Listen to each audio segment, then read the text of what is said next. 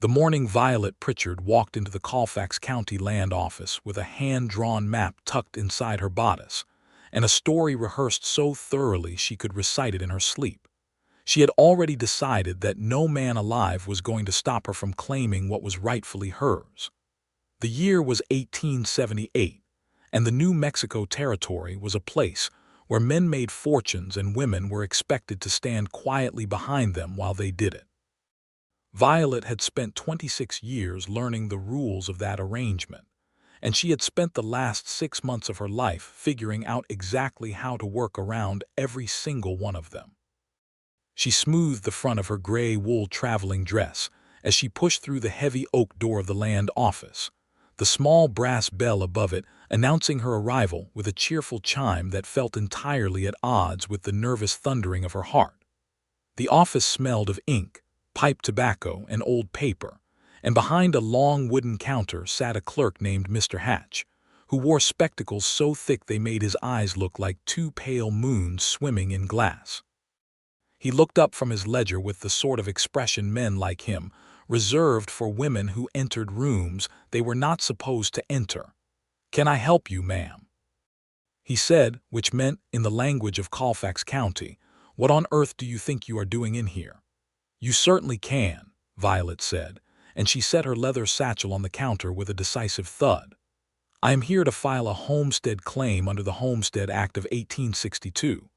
160 acres along the Cimarron River, northern boundary starting at the old cottonwood grove that my father, Theodore Pritchard, marked before he passed this past spring."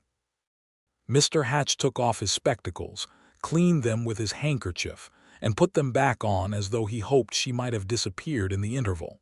She had not. "Ma'am," he said carefully, "the Homestead Act does permit women to file claims, provided they are the head of household over the age of 21 and a citizen of the United States. I am 26 years old, a natural-born citizen, and I have been the sole head of my household since my father died in April," Violet said. "I have his death certificate here, a survey of the land conducted in the spring of 1876, and 3 letters from neighboring property owners confirming the boundaries." She produced each document from her satchel in the order she had rehearsed, laying them on the counter with the calm efficiency of a woman who had practiced this exact sequence no fewer than 40 times in the mirror of the small boarding-house room she rented in Cimarron. Mr. Hatch studied the documents with the expression of a man searching for a reason to say no. Violet watched him and said nothing, because she had also learned that silence in these situations was a more powerful tool than words. The door behind her opened and the brass bell chimed again. "Morning, Hatch," said a low, easy voice. "Is the territorial map I ordered ready yet?"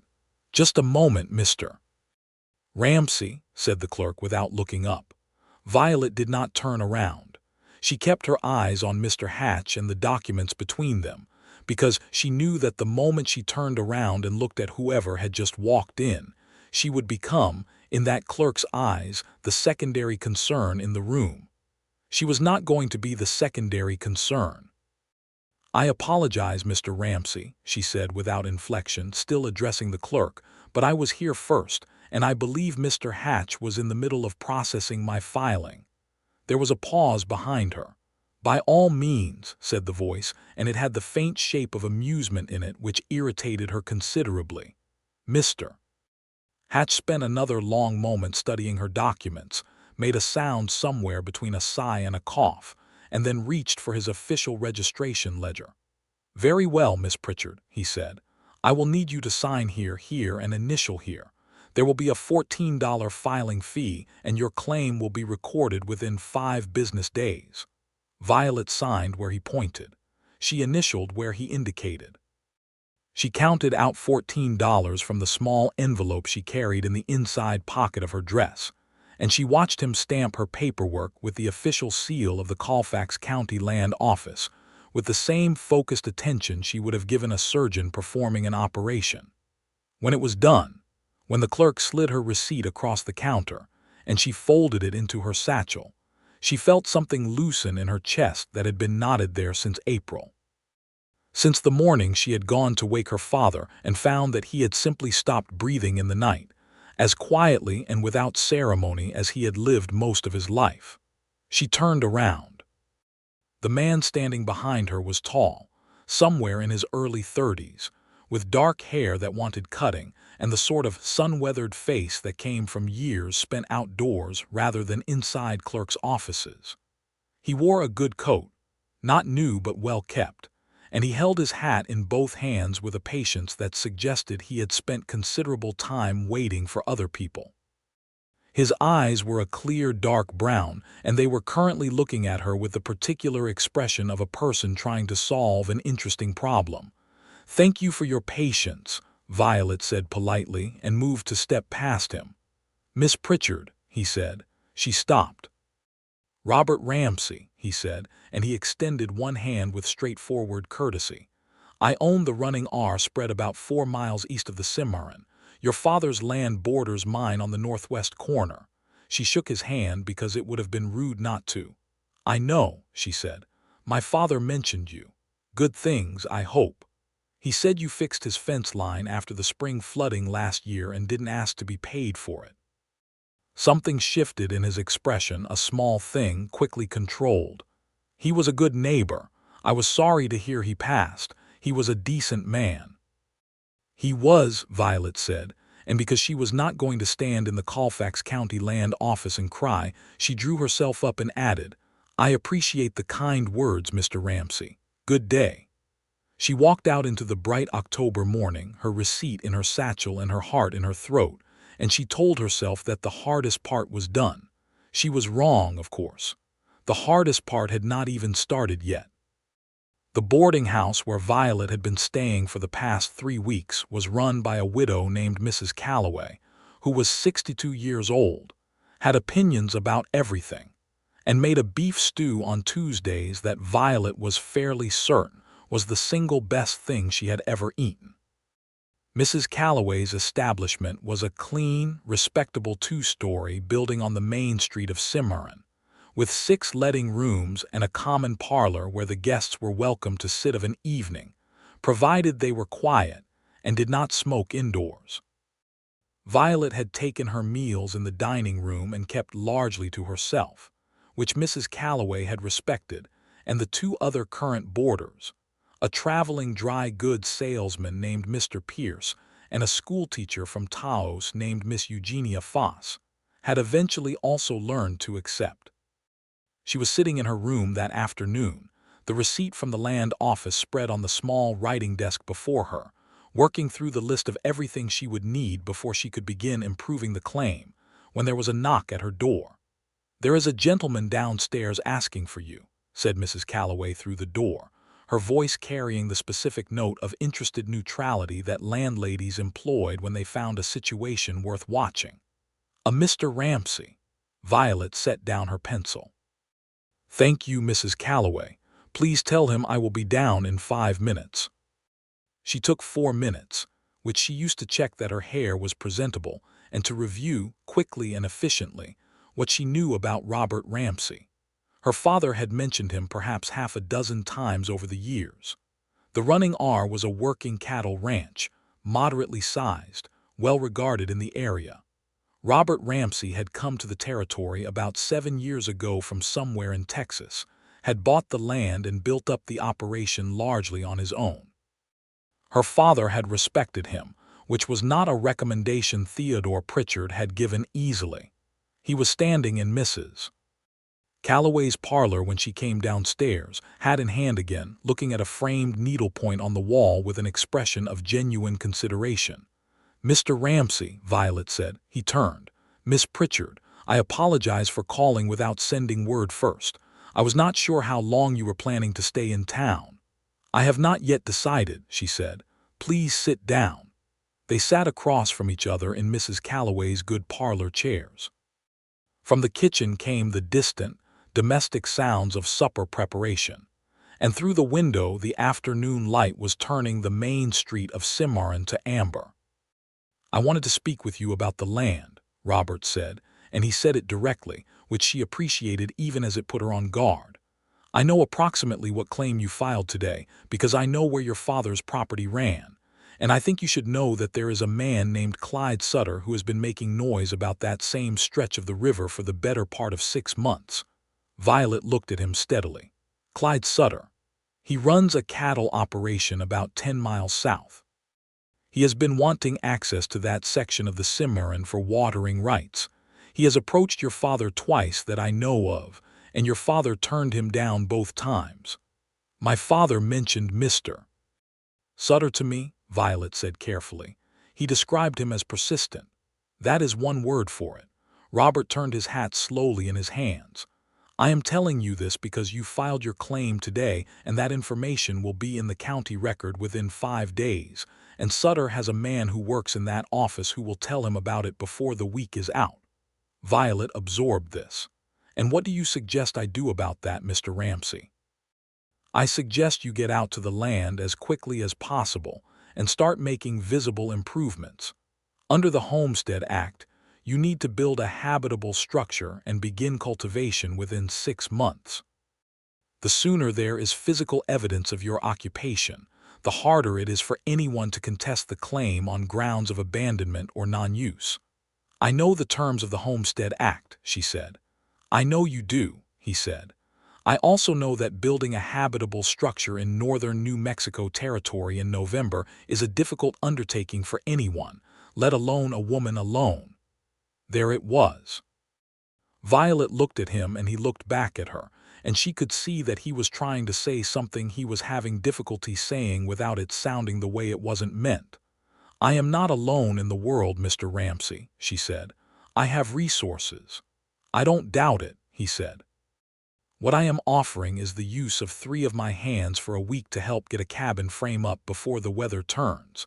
My men are experienced builders.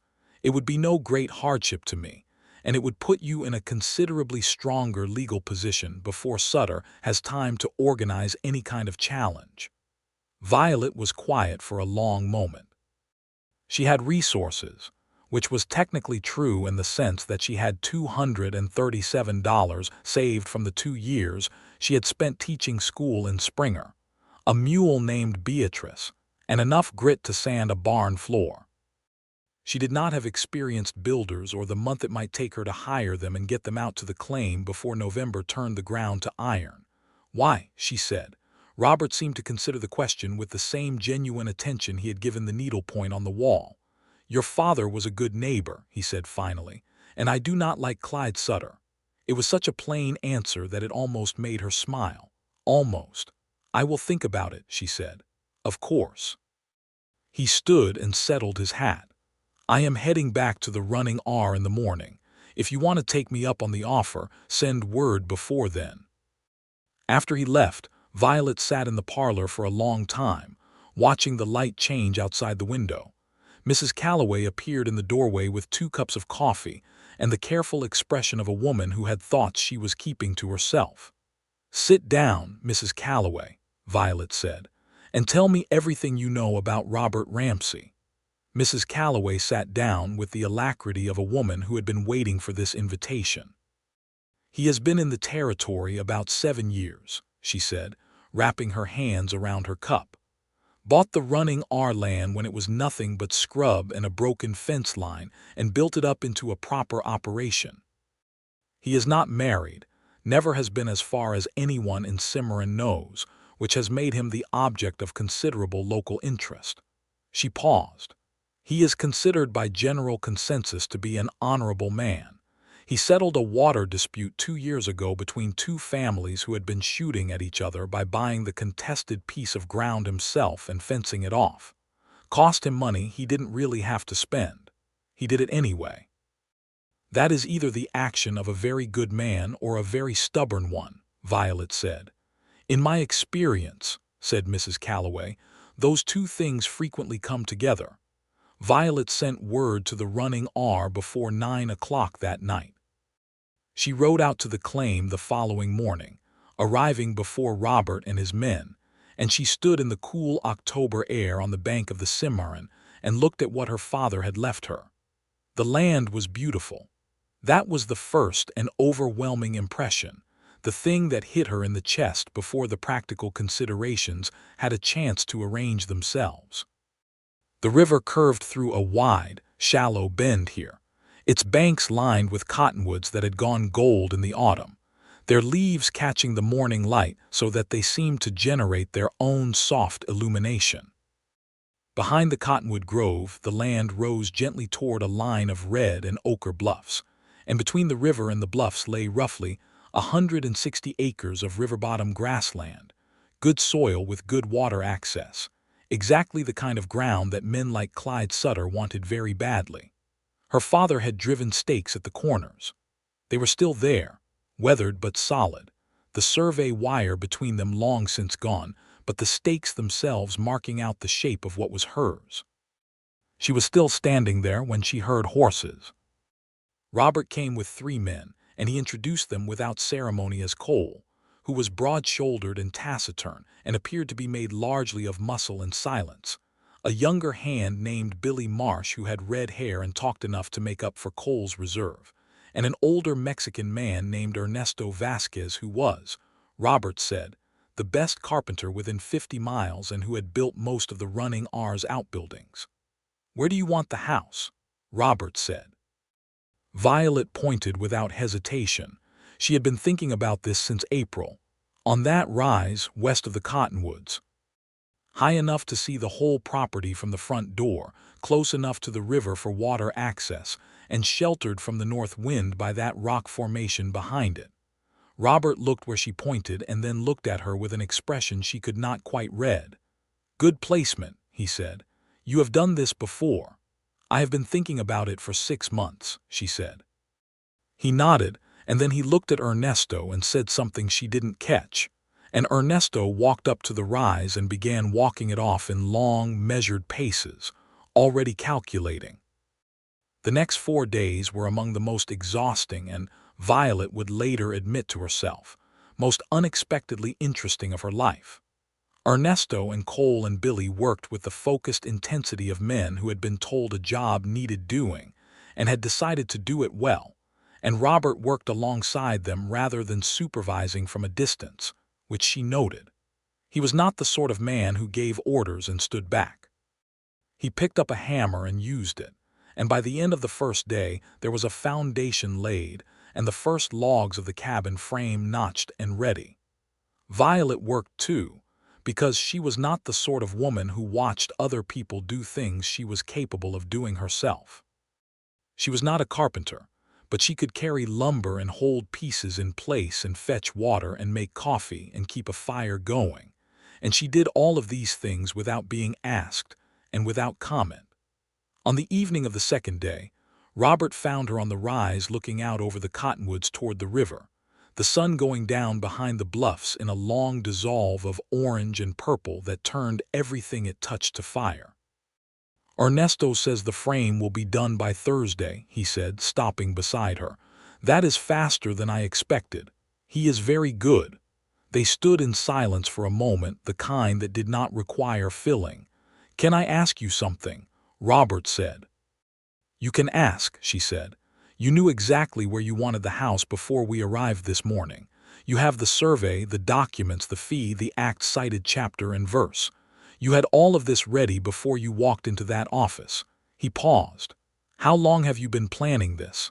Violet looked at the river. "My father began teaching me about this land when I was 12, she said. "He told me what it was worth and how to hold on to it. He told me the exact legal process for securing the claim under the Homestead Act. He was not a formally educated man, but he was a thorough one." She paused. "When he died, I had about 2 weeks of grief, and then I had about 5 months of preparation. The filing was the last piece." "Most people would have sold," Robert said. "Most people are not me," she said. He looked at her with that expression she was beginning to recognize, the one that was not quite amusement and not quite admiration, but something in between that she did not have a name for yet. "No," he said. "I don't suppose they are." On the third day, Clyde Sutter came. Violet was making coffee over the campfire when she heard the approach of 3 horses, and she looked up and saw a man she had never met but recognized immediately from her father's description. Sutter was heavyset and rode a tall bay horse with the comfort of a man who spent most of his life in the saddle. He had a broad, florid face and small, light eyes, and he brought two of his hands with him, which Violet registered and filed away without visible reaction. Robert came around the side of the half-built cabin frame at the sound of the horses. Cole materialized from somewhere with the unobtrusive efficiency of a man who knew what three approaching riders might mean. "Ramsey," said Sutter, pulling up. His eyes moved to Violet with the brief, dismissive calculation of a man categorizing a problem. "And you must be the Pritchard girl." "I am Miss Violet Pritchard," Violet said pleasantly, "the owner of this claim." Sutter's small eyes came back to her. "That is a matter that remains to be established," he said. "I had an arrangement with your father." "My father is dead," Violet said, "and whatever arrangement you had with him, it was never formalized or recorded, or you would not be standing here now." Something tightened in Sutter's face. "I offered him a fair price for the river frontage. He strung me along for 2 years." "He said no to you twice," Violet said. "That is not stringing you along, that is saying no." Robert had moved to stand slightly to her left, close enough that Sutter would register his presence as a statement. Cole had done the same on her right. Neither of them said a word, but their positioning was its own kind of language. Sutter looked at Robert. "You got business out here, Ramsey?" "Helping a neighbor," Robert said. "Same as always." Sutter spent a long moment looking at the cabin frame, then at Violet, then at the survey stakes with the kind of cold, calculating attention that made the back of her neck prickle. Then he pulled his horse around. "You will be hearing from my lawyer," he said to Violet. "I look forward to it," she said, and she kept her voice entirely steady until the sound of his horses had faded around the bend of the river trail, and then she let out a long, very quiet breath. "You handled that well," Robert said. "I handled that like I have been expecting it since April," she said. "What do you know about his lawyer?" "I know the name of every lawyer in Colfax County and what they charge and which ones have done business with Sutter before." She picked up the coffee pot. "I have a meeting in Cimarron next week with a man named Aldous Hayes who practiced land law in Santa Fe for 12 years before he came out here. He is considerably more expensive than the lawyer Sutter uses, but he has a better record." Robert stared at her. "You retained a lawyer already." "I sent him a letter in August," she said. "He agreed to take the case if Sutter filed any kind of challenge. I just need to confirm with him now that the claim has been officially recorded."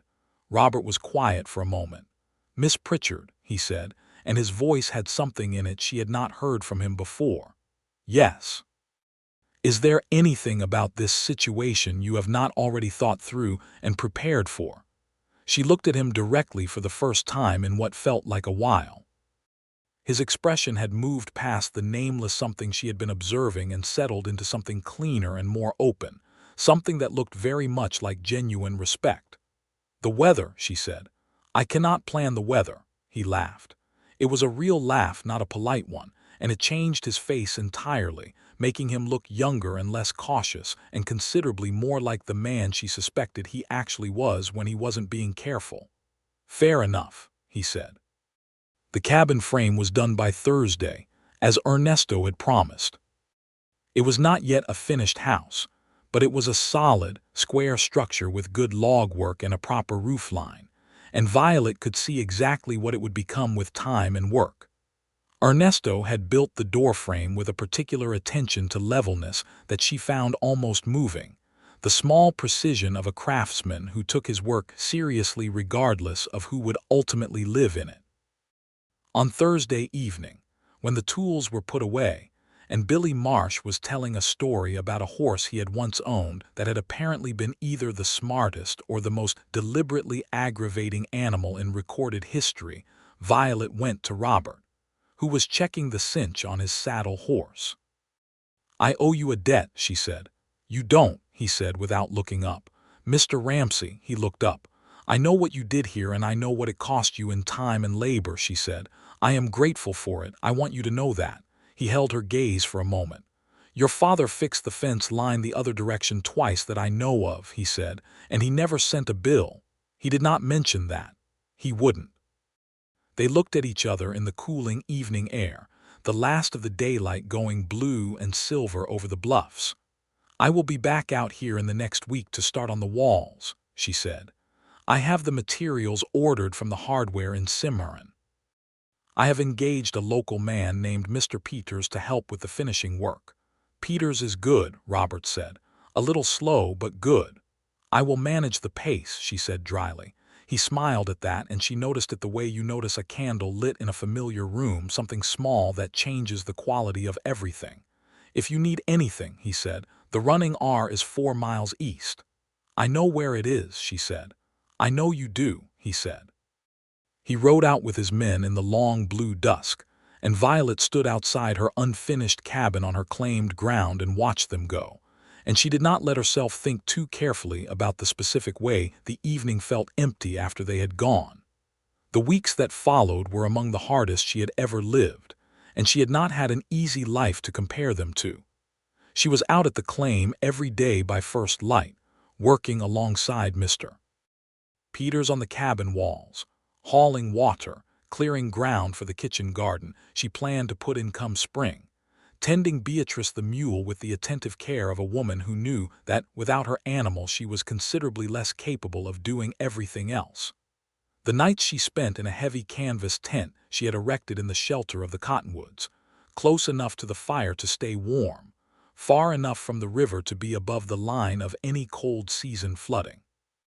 She met with Aldous Hayes in Cimarron, and Hayes was exactly what his reputation had suggested, a precise and somewhat stern man who read through her documentation with the care of someone who intended to know it better than anyone who might challenge it, and who told her at the end of the meeting that her claim was solidly filed, and that any challenge from Sutter would require him to prove prior agreement or prior use, neither of which he could do. "He may try to dispute the survey," Hayes said. "I have the original survey conducted in 1876, and I have retained a surveyor to conduct a new one," Violet said. "He will be out next Tuesday." Hayes had looked at her over the tops of his reading glasses, with an expression very much like the one Robert Ramsey had worn on the day she told him she had already engaged a lawyer. "Very thorough, Miss Pritchard," he said. "Thank you," she said. Robert appeared at the claim on a Saturday morning 3 weeks after the frame had gone up, riding alone and carrying a crate on his saddle horn that turned out to contain, improbably, 6 jars of preserved peaches and a cast iron door hinge. "The hinge," he said, handing it down to her, "is for your front door, which I noticed when we left was going to need a heavier hardware set than Peters typically carries in his kit. These are from Mrs. Vasquez," he added, indicating the peaches. "She sent them with Ernesto when she heard he had been helping build a house for a woman on her own." Violet looked at the jars of peaches. Something in her chest did a thing she chose not to examine too carefully. "Please thank Mrs. Vasquez very much." "You can thank her yourself," he said, and then looked as though he had perhaps not fully thought that sentence through before saying it. "I would like that," she said quietly, and watched his expression settle into something that was not quite relief but was adjacent to it.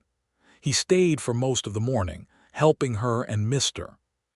Peters fit the window frames, and Violet noticed that he had, without making any fuss about it whatsoever, simply absorbed the information about where she was in the building process and picked up the most immediately useful task without needing to be told. It was the behavior of someone who had done a lot of physical work alongside other people and had learned how to read the shape of a job.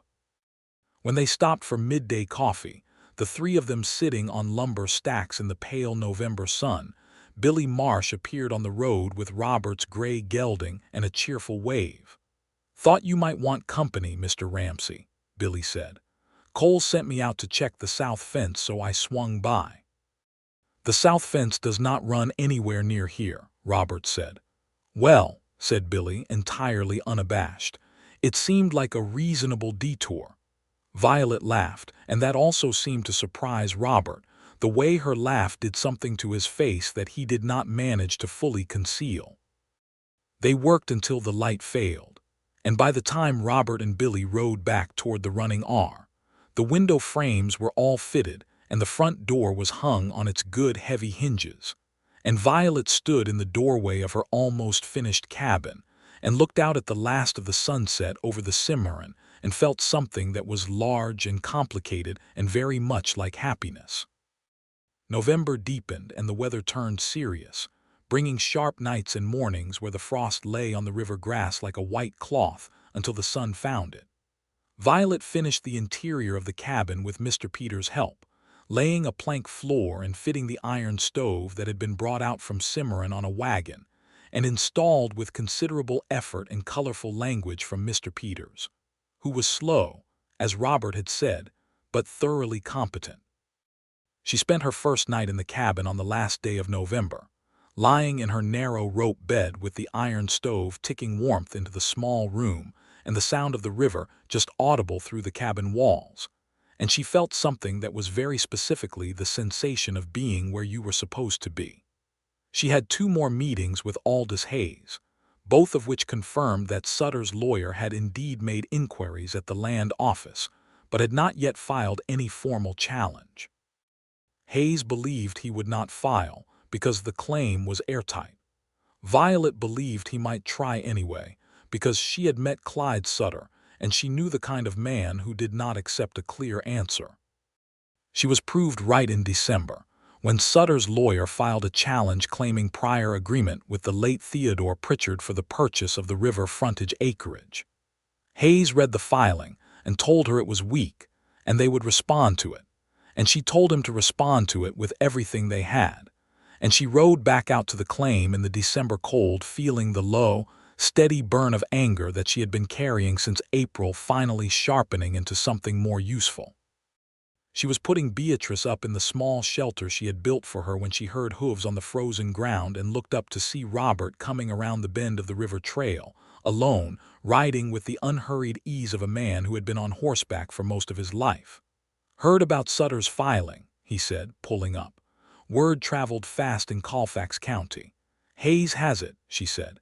"He says it will be dismissed. He is probably right."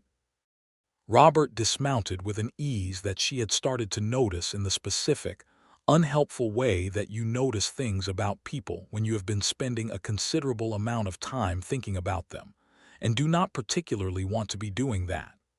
"I wanted to let you know that I have documentation of Sutter approaching your father the second time, because I was there when it happened.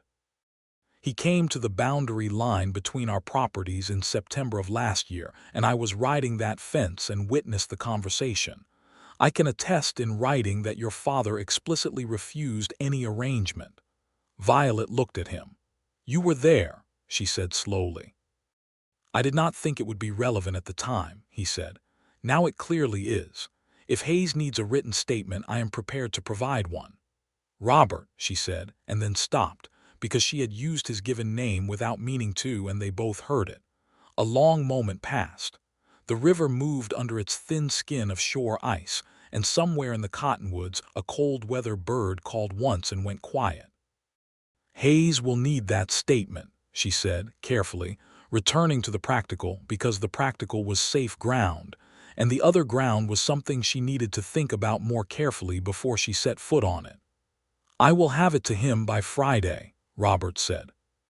He was looking at her with the open, undefended expression she had caught glimpses of before, but this time he made no particular effort to put it away, and she found that she was not entirely sure what to do with that. "Come in for coffee," she said. "It is too cold to stand outside." He tied his horse to the post she had set for that purpose, which she realized only as she noticed him using it was a post that could quite specifically be described as having been put in a location convenient for visiting horses. And she went inside and stoked the stove and made coffee, and did not examine the post situation any further. They sat at the small table she had built from lumber scraps, which was not beautiful but was solid and level in hers, and the stove made the cabin warm, and the light through the 2 windows was the pale, sharp light of winter, and she thought that of all the things she had imagined about this year, the ease of this was not one of them. "What will you do if Sutter does not back off?" Robert said. "Let Hayes fight it in court," she said. "He will win. and if Sutter tries something less legal than a court filing. "I have a Winchester rifle and I know how to use it," she said. "My father taught me that too." Robert smiled, slow and warm. "Of course he did." He said that a woman alone on land in New Mexico territory needed to be able to plant and cook and defend herself and file the right paperwork, Violet said. He said the last one was the most important. He was a wise man. He was the wisest man I knew. She looked down at her coffee. "I miss him very much." "I know," Robert said quietly. She looked up and he was watching her with a gentleness that she had not expected and was not prepared for, and she felt the grief she had been keeping in its proper contained place move unexpectedly, the way something heavy shifts in a current. She pressed her lips together for a moment and then said, "Tell me something about the running R. Tell me about the cattle you run." He understood, which she knew because he accepted the change of subject without comment and began talking about his longhorn stock and the crossbreeding program he had been developing for 2 years, and his voice had the comfortable texture of a man talking about something he cared about, and she listened and drank her coffee and was grateful. December passed and January arrived with a severity that the territory seemed to take personally, bringing temperatures that turned the Cimarron to full ice and kept Violet close to her stove for stretches of days at a time. She had prepared for this. She had laid in sufficient wood and food and lamp oil for 3 months of hard winter, and she had her books, a small collection of novels and 2 agricultural reference texts that she read with equal enthusiasm, and she had the project of planning the spring planting. Robert came by twice in January, both times with practical purpose, once with a young ram from his flock for the small enclosure she had built, and once to check that her chimney draft was functioning properly after the heavy snowfall of the 15th had partially blocked the flue of the neighboring property owner's stovepipe and burned him out. He checked her flue, which was fine, and stayed for supper, which she had not offered but found herself suggesting as he was about to leave, and he stayed with the straightforward acceptance of a man who had been working in the cold all day and was hungry. She made the kind of supper that was possible in January on a frontier claim, beans and salt pork and cornbread, and they ate at her small table and talked for 3 hours about everything and nothing, about the territory and the land and a book she had been reading and a territorial politics dispute he had been following and the particular quality of the light on the bluffs in winter, which they had both noticed independently, and which turned out to be a subject of sufficiently mutual interest to occupy a considerable length of conversation. He helped her wash the dishes before he left, which was such a domestic, ordinary thing to do that it caught her entirely off guard, and she stood beside him at her small basin and handed him the pot to dry and found herself looking at his hands, which were large and careful and capable, and she thought that she was in a great deal of trouble. He said good night at the door and put his hat on, and looked at her for a moment in the lamplight that spilled out through the open door. "Violet," he said. "Good night, Robert," she said, because she needed to say it before he said whatever he was about to say, because she was not ready to hear it yet, and she was honest enough with herself to know the difference between not ready and not wanting. He looked at her a moment longer, and then he nodded, and she watched him ride away through the cold, white January night and closed the door and stood with her back against it for a long time. February brought the news from Aldous Hayes that Sutter's legal challenge had been formally dismissed by the county court. Hayes wrote it in his precise, lawyerly hand on good paper, and Violet read it 3 times standing in the snow outside the Cimarron post office, and then she folded it carefully and put it in her pocket and stood in the cold February morning feeling something that was so large she had no immediate word for it. She sent Hayes a bank draft for the remainder of his fee, a sum that had required careful management of her resources and which she paid without hesitation. She sent a letter to the county clerk confirming receipt of the dismissal. She stood in the post office for a moment and thought about who she wanted to tell. She rode to the running R. She had not been there before. It was 4 miles east on a good road, and the property presented itself in the way that working ranches did, practically and without ornament. A long, low main house of adobe and timber, good outbuildings, well-kept corrals, a windmill turning steadily in the February wind. It was not a grand place, but it was a solid one, with the particular quality of ground that has been worked with care over years. Billy Marsh was in the yard when she rode up and greeted her with his usual enthusiastic goodwill. "Mr. Ramsey's inside," he said. "Go right on in, Miss Pritchard."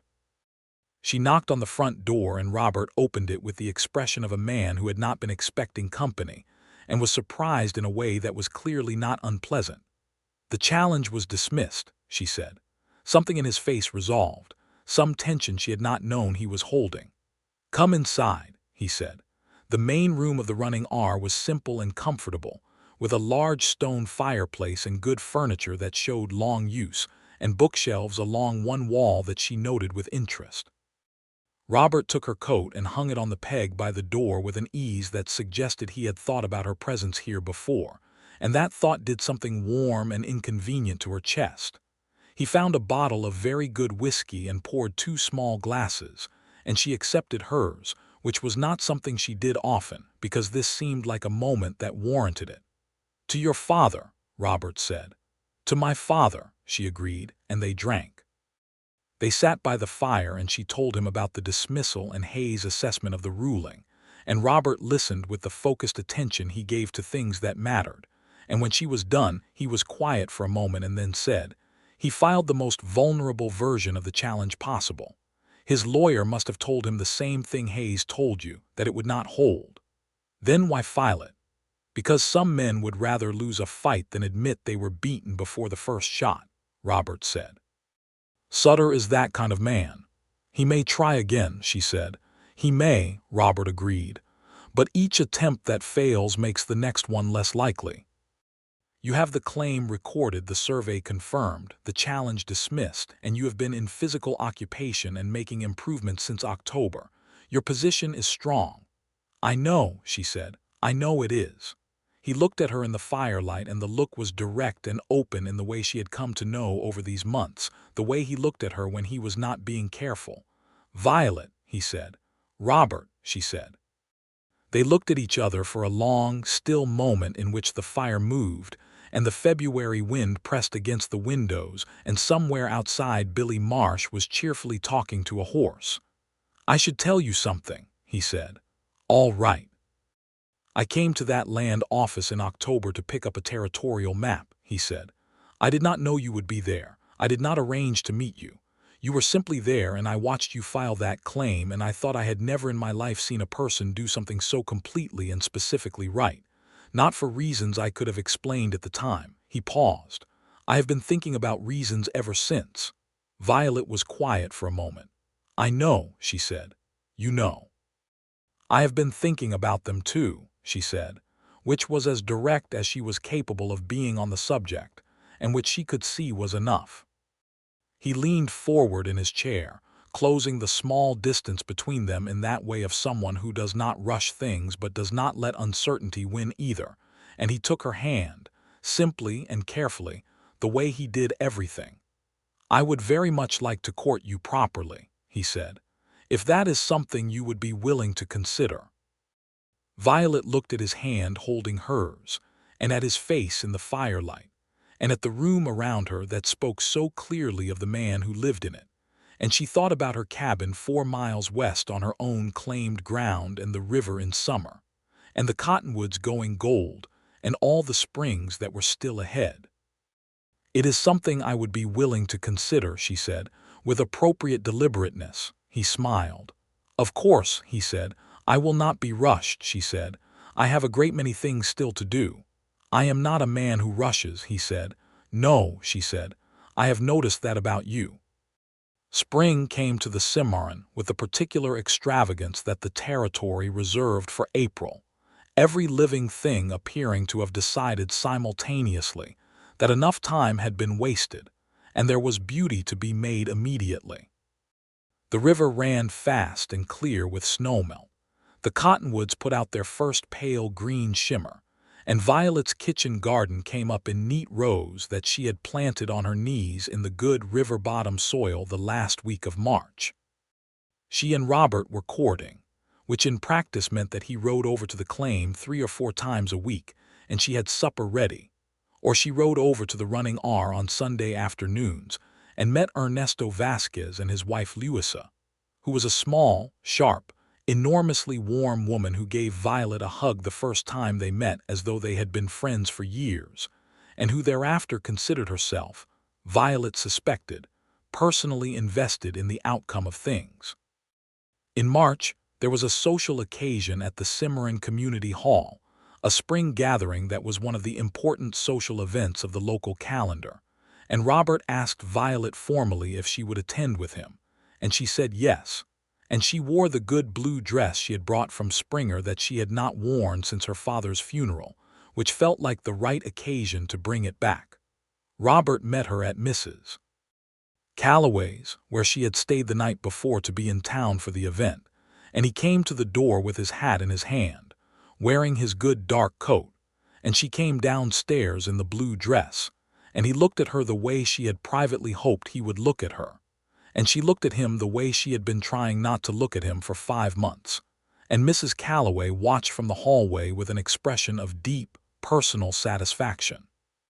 The gathering was, by Colfax County standards, a significant one, and Violet was introduced as the owner of the Pritchard claim, and she met her neighbors and shook hands and was pleasant and direct in the way she was with everyone, and she noticed that Robert stayed near her through the evening in a way that was not possessive or proprietorial but was simply present, the way you stay near something you care about. Clyde Sutter was there.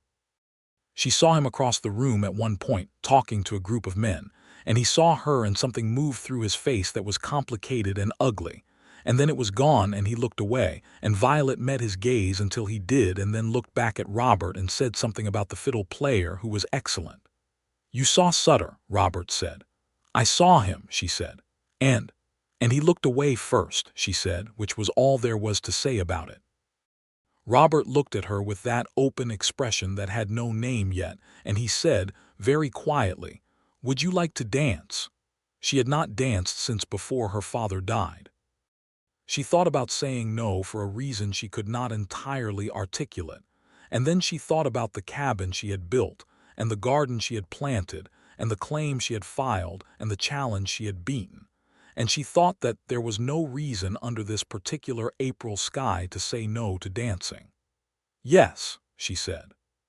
He danced the way he did everything, with a quiet, deliberate competence that had nothing of showing off in it, and she was a good dancer, better than he was actually, and they found the rhythm of it together in the way you find the rhythm of things when both parties are paying attention, and she was very aware of his hand at her waist, and the fact that he was looking at her in a way that she understood had nothing casual in it whatsoever. They danced twice, and then stood at the edge of the floor with lemonade and talked to the Fosters, who owned a spread to the south, and Violet found that the whole evening had the quality of something she wanted to keep, which was new, because, for a very long time, she had not had room in her life for the wanting of things that were not immediately practical. May arrived, and the cabin was improved with a second room that Violet built herself with materials purchased from Cimarron, having watched Ernesto and Peter's work for long enough that she could manage smaller-scale carpentry with competence if not elegance. The kitchen garden was producing. She had acquired 4 chickens from a neighbor and was in negotiations for a milk cow. Beatrice the mule had developed a strong opinion about the chickens that required diplomatic management.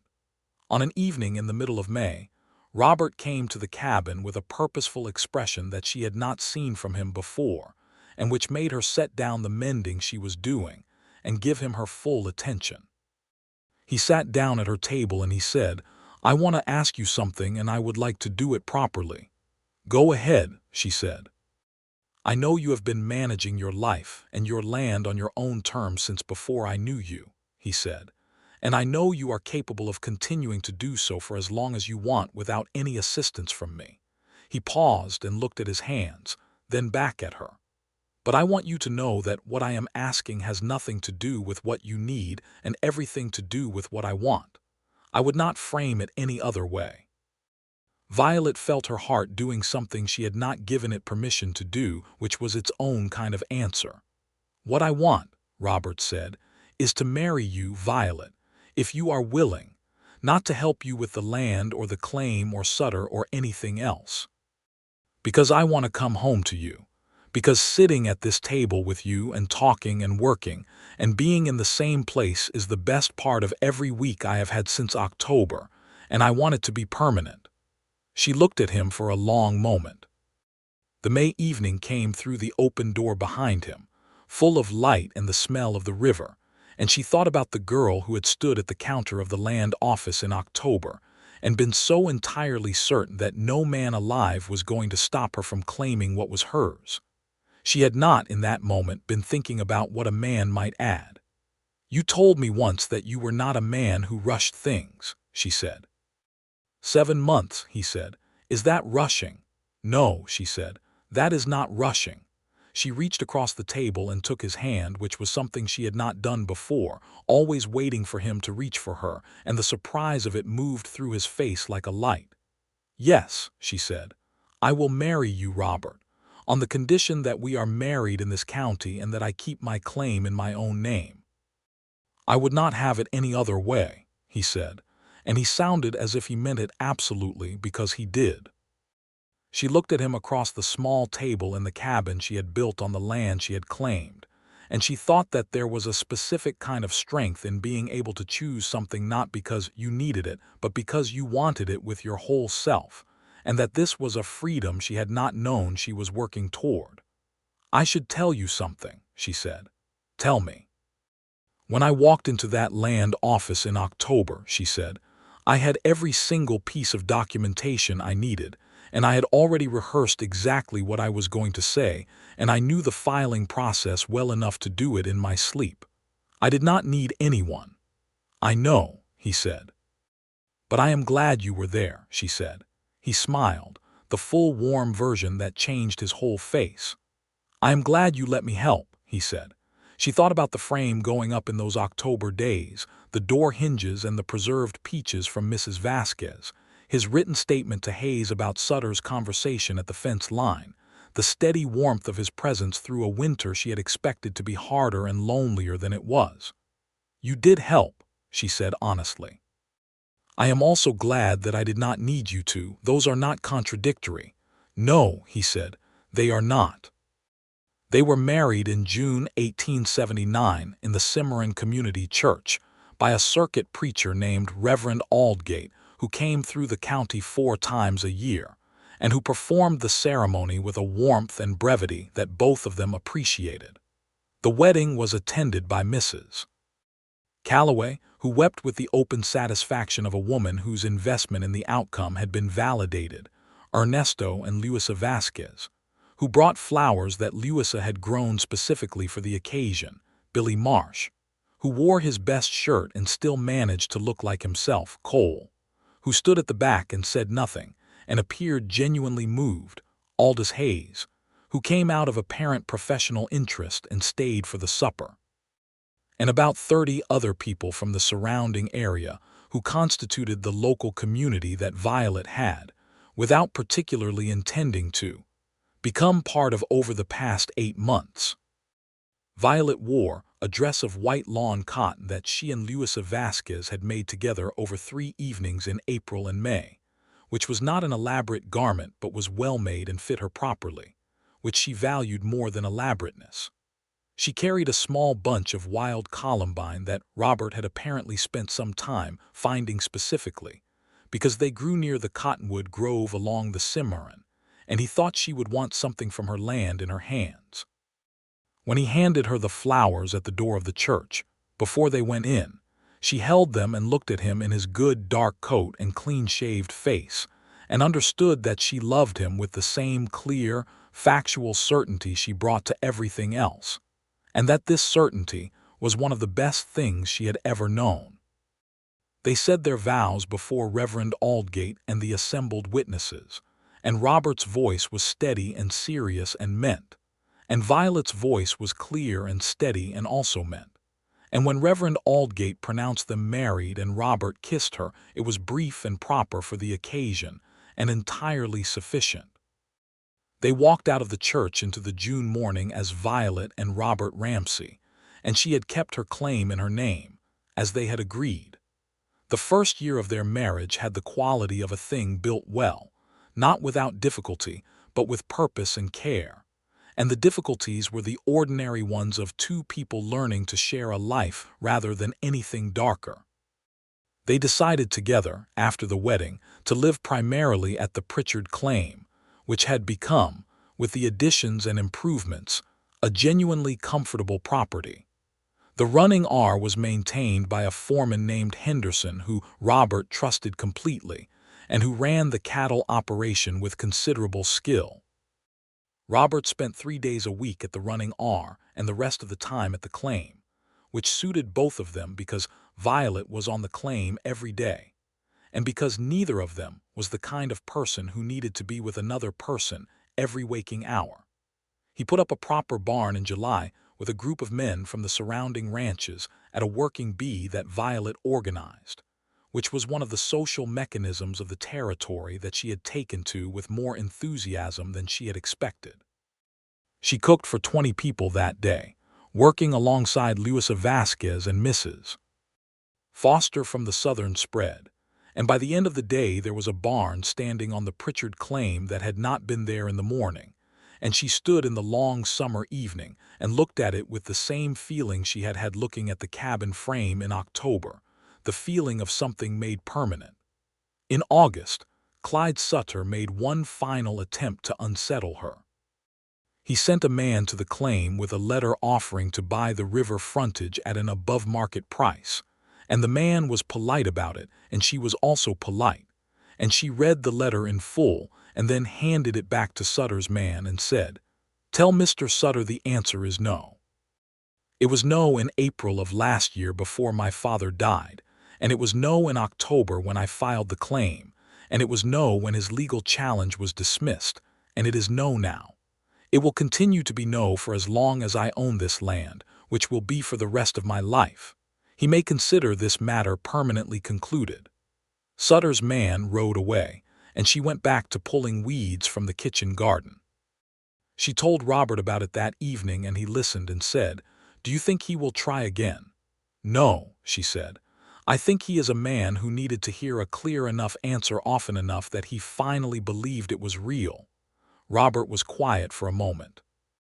"You know," he said, "I have watched you deal with Sutter from the beginning, and I want you to know that the way you have handled it has been something worth seeing." Violet looked at him. "He challenged a widow on her own land because he thought it would be easy," she said. "Men like that depend on people being afraid of them. I am not afraid of him." "I know you are not," Robert said. "That is what I mean." October came around again, the cottonwoods going gold for the second time, since she had stood among them for the first time as the owner of this land.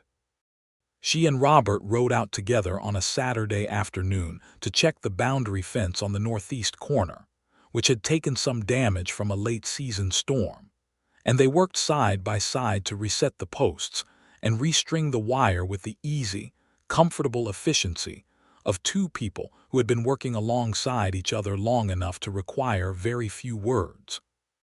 On the ride back along the river, with the cottonwoods burning gold around them and the Cimarron running low and clear in the autumn light, Robert pulled up his horse, and she pulled up Beatrice beside him, and they looked at the land together in the late afternoon.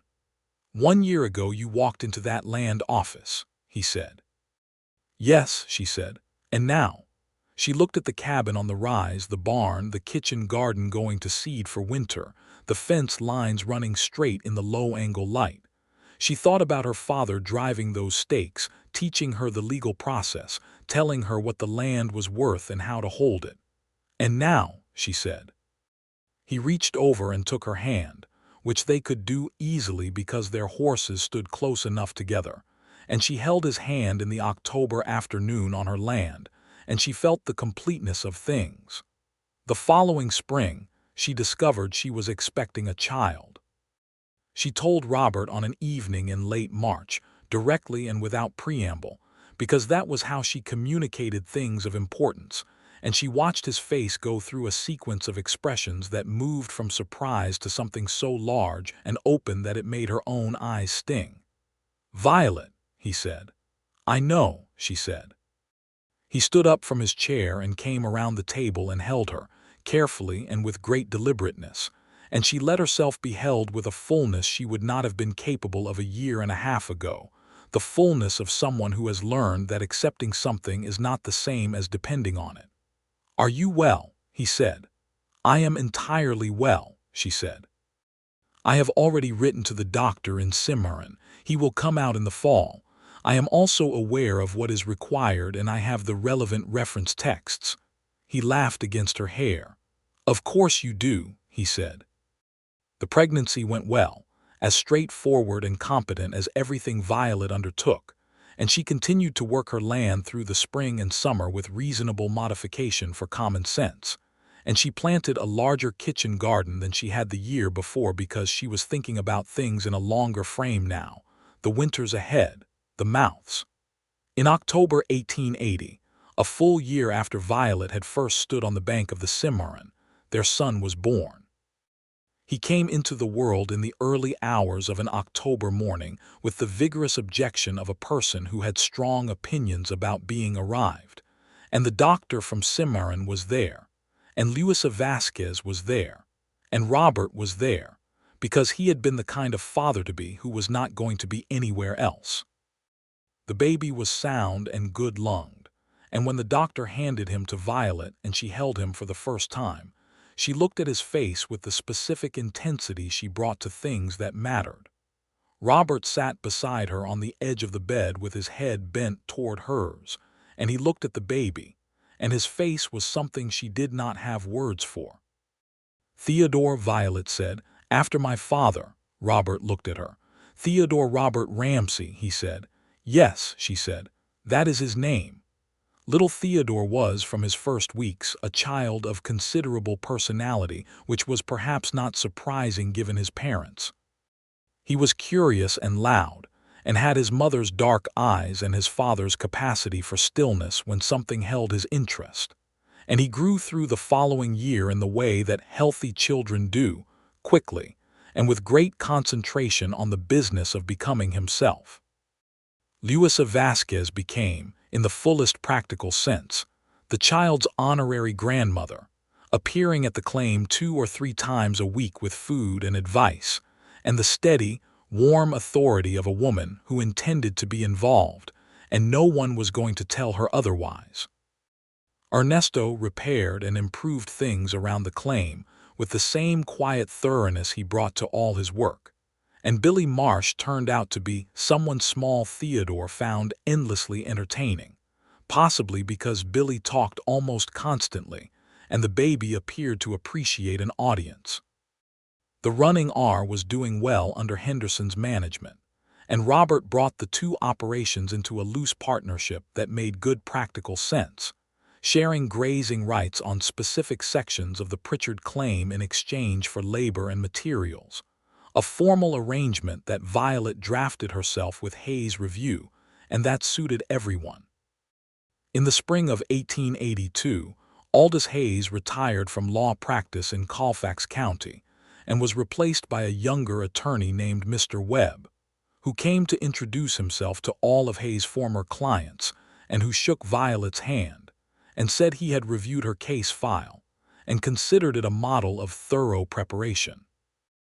Violet thanked him and offered him coffee and thought about her father, who would have been pleased. Clyde Sutter sold his operation and moved to Colorado in the summer of 1882, and the news came to Cimarron in the way that local news did, gradually and from multiple sources, until it was simply established fact. Violet heard it and felt nothing in particular, which she found was its own kind of resolution. Theodore learned to walk in the barn, which Violet chose to interpret as a sign of good sense. He learned to talk with a speed and thoroughness that she found both delightful and familiar, and by the time he was 2, he had strong opinions about most things and communicated them with a directness that made Robert look at Violet across the top of their son's head with an expression of helpless amusement. In the autumn of 1883, Violet discovered she was expecting again. This pregnancy was somewhat less straightforward than the first, not dangerously so but with more difficulty, and there were weeks in the winter when she stayed close to the cabin and let Robert manage the outdoor work, which she did without resentment because she had learned the difference between needing help and being willing to accept it, and because she trusted him with everything she had. In April 1884, their daughter arrived. She was small and fierce and absolutely certain of herself from the first hour, which made Violet laugh in genuine delight. "Clara," said Robert, looking at his daughter. "Clara," Violet agreed.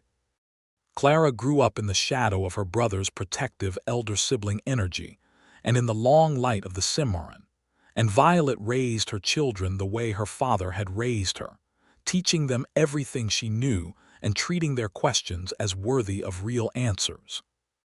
Theodore learned the legal process of land filing at the age of 7, because Violet saw no reason to wait, and Clara learned to identify the species of every bird along the Cimarron by name before she was 5, which was not immediately practical, but which Violet considered part of the general project of knowing the world you lived in.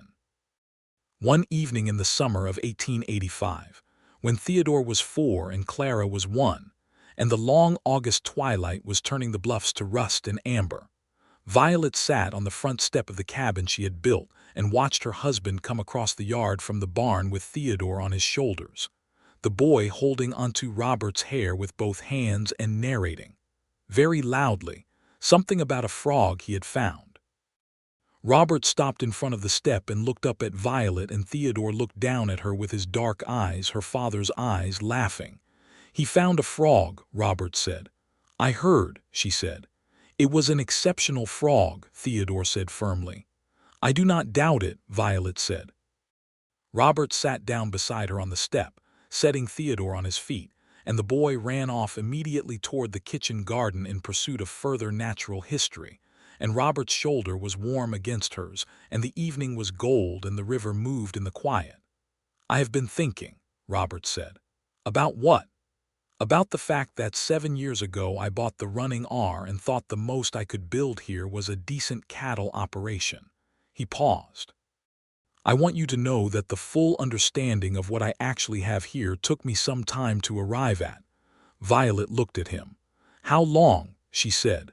"About 5 minutes after I watched you file a land claim," he said. She laughed, which was the most honest response she had, and he heard it and smiled, and she thought that of all the things she had built in the past 7 years, this was the one she was most fully and completely proud of, not because she had been helped into it, but because she had chosen it with the same clear deliberateness she brought to every other decision of her life, and because it had grown into something larger than she had known to plan for. She had planned the filing, the survey, the lawyer, the cabin frame, the improved claims, the partnership agreements. She had planned the kitchen garden and the chickens and the milk cow.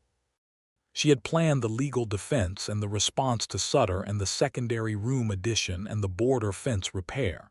She had not planned Robert Ramsey, and he was nevertheless the thing she was surest of. "Come inside," she said. "Supper is ready." He stood and held out his hand, and she took it, and they called Theodore in from the garden and went inside their home, which sat solid and permanent on its rise above the Cimarron, and the evening settled around the land that was hers, that she had claimed with full knowledge and careful preparation, and the clean, quiet confidence of a woman who knew exactly what she was doing. The years that followed were full ones, the kind that feel shorter in the telling than they were to live, full of seasons and work and children growing, and the small seismic events of ordinary life. Theodore started school in Cimarron in the fall of 1886, riding in on a pony named General that he had named himself, and about which he was completely serious, and Clara followed him 2 years later with the self-possessed competence of a younger sibling who has spent her life watching and learning. Violet became, Gradually, and without particularly seeking it, a person other women in the county came to for advice about the practical and legal aspects of land ownership and filing, because her case was known and her success was documented, and because she gave straightforward answers without condescension. She helped a widow named Martha Crane file her homestead claim in 1887 and sat with her through the process the way she wished someone had sat with her, and she felt her father's voice in the careful way she explained each document. Robert expanded the running arm modestly in 1888, acquiring an adjacent section that brought the total acreage to something substantial, and Henderson stayed on as foreman with a pay increase he had earned repeatedly. The partnership between the running R and the Pritchard claim worked smoothly, as well-designed arrangements between reasonable people generally do. In the summer of 1889, on a July evening when the cottonwoods were in full leaf, and the Cimarron was high and clear, and Theodore was 8 years old, and Clara was 5 and playing in the yard, with a dedication that suggested important matters were under consideration, Violet sat at her writing desk in the cabin and looked over the documents she had organized there. The original land office receipt from October 1878, the survey from 1876, and the confirming survey from November 1878, the dismissal of Sutter's challenge, signed by the county court in February 1879, the deed in her name for 160 acres along the Cimarron River, northern boundary beginning at the old cottonwood grove that her father Theodore Pritchard had marked before he passed. Robert came and stood in the doorway behind her, and she turned to look at him, and he looked at the documents on the desk.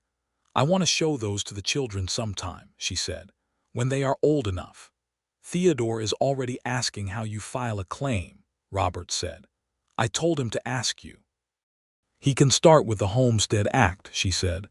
"Read it straight through. That is how I started." Robert came and sat on the edge of the desk and looked at her with the expression she knew the way she knew the sound of the river, comfortable and specific and entirely hers. "Do you ever think about what would have happened if you had not filed?" he said. She considered the question seriously, because it was serious. "Yes," she said. "I think Sutter would have taken the river frontage inside a year, by one means or another. I think the rest of the land would have sold for less than it was worth. I think I would have gone back to teaching school in Springer." She paused. "I would have been all right."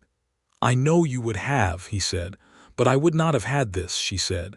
"No," he said. "I would not have had you," she said, and she said it plainly, without sentiment obscuring the fact, because it was a fact, and she had always been honest about facts. He reached over and tucked a loose strand of her hair back from her face, a gesture he had been making for 10 years now with such quiet, repeated tenderness that she had stopped noticing it consciously and had begun, instead, to notice only its absence on the rare days they spent apart. "Violet," he said. "Robert," she said. It was their particular shorthand for everything they did not need to say aloud, because it was understood with the totality of two people who had been paying close, honest attention to each other for a long time. From the yard came the sound of Clara's voice raised in the decisive tones of a 5-year-old concluding an important transaction, followed by Theodore's patient, older brotherly response, and from the barn came the comfortable sound of horses, and from the cottonwood grove the river, moving as it always moved, indifferent and beautiful and permanent. Violet turned back to her desk and opened the new ledger she had bought in Cimarron last month. She had begun keeping a more detailed record of the claim's development, the improvements, the plantings, the yields, the legal and practical history of the property from the filing forward. It was not a thing she had been told to do. It was a thing she had decided to do because she understood that things which are not recorded are more vulnerable to being lost. She opened it to the first page, where she had written in her clear, precise hand the date of the original filing and the description of the land, and below it the names of the legal owners of record. Violet Pritchard, as to the homestead claim. Violet Ramsey, as to the marriage. 2 names for one person, and she would not have traded either of them. In 1890, the territory was changing in ways that were both hopeful and complicated, and the old certainties of the Colfax County range were being replaced by something newer and more settled that required different kinds of attention. The days of open conflict over land and water were not entirely gone, but they were becoming less frequent, replaced by the slower processes of courts and deeds and county meetings, which suited Violet considerably. She attended the county meeting in October 1890, 12 years after she had walked into the land office, and she sat in the Cimarron Community Hall with Robert beside her, and listened to the discussion about water rights along the Cimarron with the specific attention of someone who had been thinking about this issue for a long time and had several well-prepared points to make when her turn came. When her turn came, she made them. Clearly, specifically, and with documentation. The meeting accepted her proposal for a formalized water rights agreement between the riparian property owners with a vote of 7-2, and the two dissenting votes were men she had expected to dissent, and whose arguments she had prepared counterarguments for, which Hayes' successor Mr. Webb confirmed afterward were sound and would hold up. Robert walked out of the meeting with her into the October night, and they stood on the front step of the community hall in the cool, clear air, and he said, "That was well done." "It needed doing," she said. "Most things you put your mind to do," he said. She looked at him in the dark and the lamplight from the hall windows and thought about all the times in 12 years she had looked at him, and had the same feeling. The feeling of having made a choice that grew larger and more clearly right with every year that passed. "I love you," she said, because she did, entirely and without reservation, and because she had learned over these years that saying true things aloud was as important as writing them down. "I love you," he said, and he said it with the quiet certainty of a man who has known a thing for a long time and finds the saying of it as natural as breathing. He offered her his arm and she took it, and they walked together down the main street of Cimarron in the October night toward where their horses were hitched, and the stars over New Mexico territory were the same stars that had been there the October morning she had walked into the land office with her documents and her nerve and her 12 years of thinking, and they were very bright. Theodore was 9 in the fall of 1890. And he had recently become deeply interested in the history of the territory and the law, and he asked questions about both with the relentless thoroughness of a child who has parents who take questions seriously. He asked Violet one evening to explain the Homestead Act, not for the first time, but with a specificity that told her he was ready for the longer version. She sat with him at the kitchen table with the original filing receipt and the relevant sections of the act, and she explained it from the beginning, and he listened with his chin in his hands and his dark eyes steady on her face, and she thought about her father sitting with her at a different table explaining the same things, and the continuity of it moved through her like the river moved, constant and purposeful. "Did you know you were going to win?" Theodore asked when she had finished. "I knew I had prepared as well as I could," she said. "That is not the same as knowing you will win, but it is the best foundation for it." He considered this. "Papa said you already had a lawyer when you filed the claim." "I had written to the lawyer 2 months before I filed," she said, "just in case." "That was very smart," Theodore said, with the frank admiration of a child who finds practical competence genuinely impressive. "Your grandfather taught me that," she said. "He said the time to prepare for a problem is before it arrives." Theodore nodded seriously and then said, "Can I have a piece of the cornbread?" And she cut him a piece, and the October evening went on, warm and lamplit and full, and Clara appeared from the back room with a drawing she had made of Beatrice the mule, who was now elderly and enormously self-important and still capable of strong opinions about the chickens. And Robert came in from checking the horses and sat down at the table and reached for the cornbread, and Violet handed it to him without being asked because she knew he would want it. She looked at the table around her, at her son and her daughter and her husband, and the cabin she had built on the land she had claimed, And she thought of the October morning in 1878 when she had walked into the land office with her documents and her decision, and the clear, particular knowledge that she was going to do what needed doing, and that no man alive was going to stop her. No man had stopped her. One man had helped her, which was a different thing entirely, and she had been wise enough to know the difference and grateful enough to be honest about it.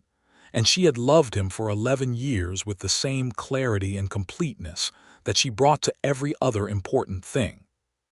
The fire moved in the iron stove, and the river moved outside in the October night, and the stars were thick above the territory. And Violet Ramsey, who had been Violet Pritchard, who had been her father's daughter, and was now also her husband's wife and her children's mother and the owner of 160 acres of Cimarron River bottom land that she had claimed and kept and improved and loved, sat at her table in her home and felt the full, unobstructed weight of a life built exactly as it should have been built, not without help, not without love, not without the particular strength that comes from being entirely and completely yourself, exactly as it should have been.